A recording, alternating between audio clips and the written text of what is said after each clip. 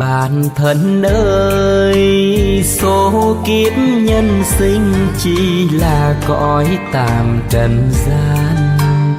Dù anh và tôi ai sang giàu ai gian khó, mai xa kiếp con người, về với cát bụi mơ thì cũng đều đôi tay trắng.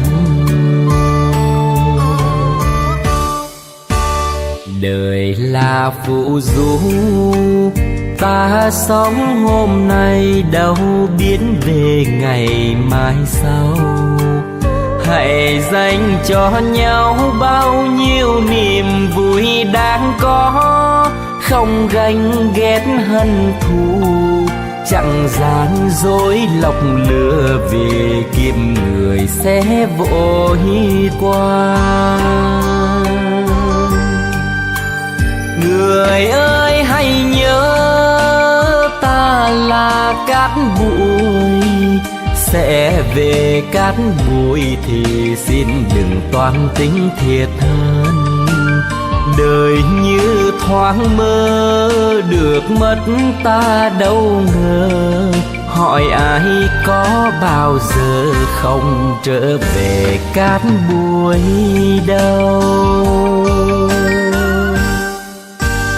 Cuộc đời là bao, hãy mến thương nhau với bằng tất cả con tim, để rồi một mai khi ta lìa xa nhân thế, không lo lắng u buồn, chẳng đôi tiếc muộn phiền, truyền thế sự nơi trần ai.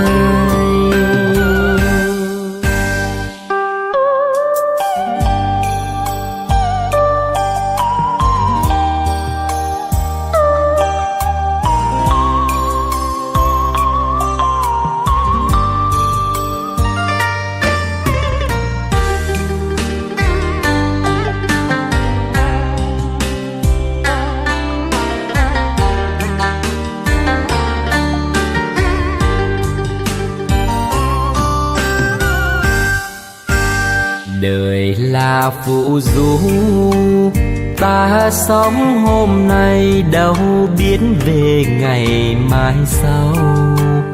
Hãy dành cho nhau bao nhiêu niềm vui đáng có, không ganh ghét hận thù, chẳng gian dối lọc lừa, vì kiếp người sẽ vội qua.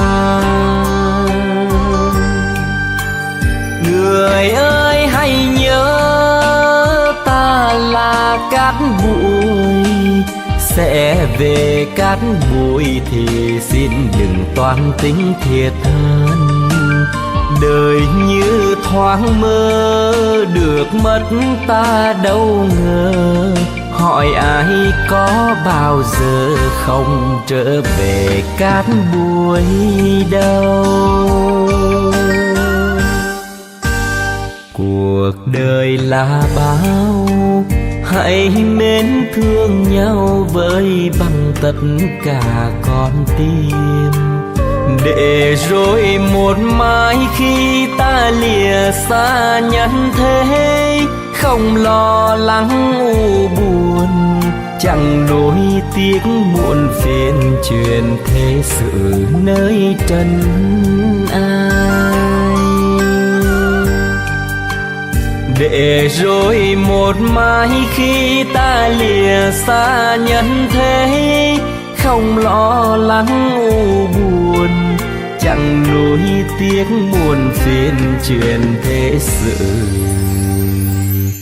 nơi trần ai.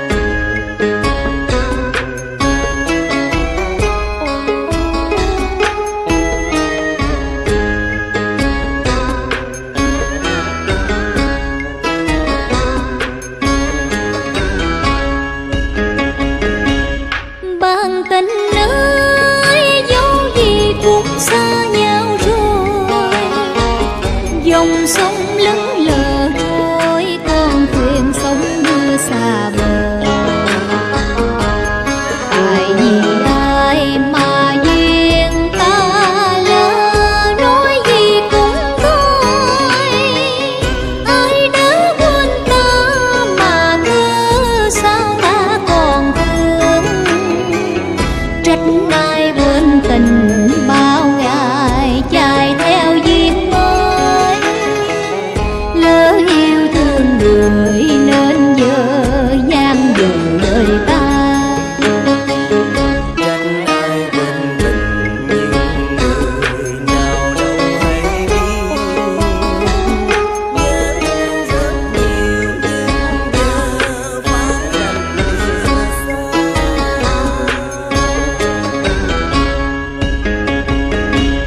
Bầu mình ơi, ví dầu lỡ xa nhau rồi, dù bao trắc trở xin người chớ quên câu thề.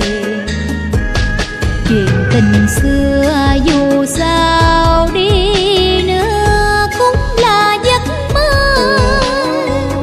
Hơi ấm con tim để tháng năm tôi lành cầm. Nếu xưa đôi mình chưa lần đường quê chung lối, nếu xưa không hẹn bây giờ đâu làm khổ nhau. Nếu xưa đôi mình chưa lần đường quê chung lối, nếu xưa không hẹn bây giờ đâu làm khổ nhau. Nếu xưa đôi mình chưa lần đường quê chung lối, nếu xưa không hẹn bây giờ đâu làm khổ nhau.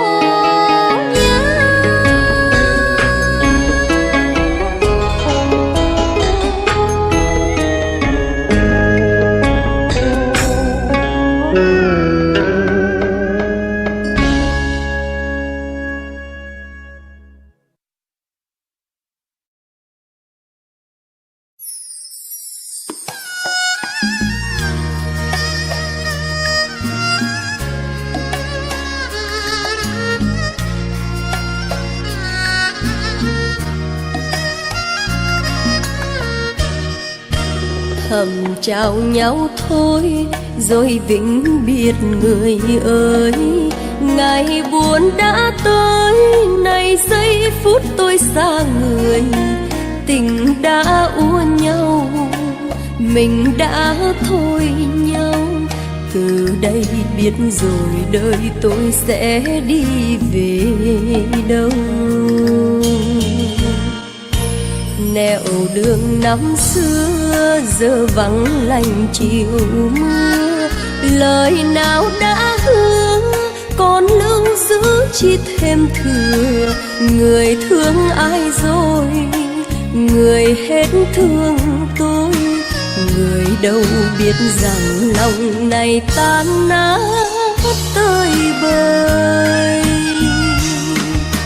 Yêu thương cho nhau đẹp trong phút giây ban đầu, tưởng là bên lâu ai ngờ đâu đoạn cuối thương đau. Qua bao tháng ngày bơ vơ chốn này, anh vui với ai rồi mà tôi đâu có hay. Oan khiến cho tôi là khi đã trao anh rồi. Cả cuộc đời tôi bây giờ đây đổi lấy đơn côi. Thôi anh hãy cười yên vui với người, riêng tôi sẽ tự tìm một nơi chốn cuối đời. Kỳ vọng bao nhiêu nào có được gì đâu. Người càng níu kéo càng xui khiến thêm u sầu. Thì thôi tôi đành giải thoát cho tôi để tôi không cười đừng cay đắng đôi bờ môi. Đường tình ta đi là đi vào biệt ly, chẳng hề nghĩa lý, vì đâu có thương yêu gì. Người đi qua rồi, người đã quên tôi, bỏ tôi đứng lại lầm lạc phương hướng trong đời.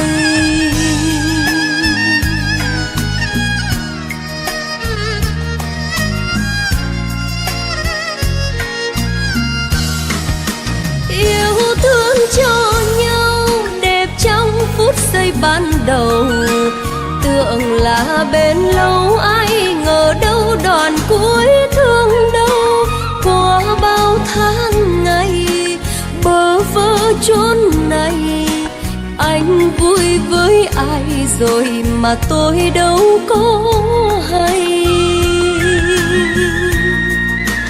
Oan khiến cho tôi là khi đã trao anh rồi, cả cuộc đời tôi bây giờ đây đổi lấy đơn côi.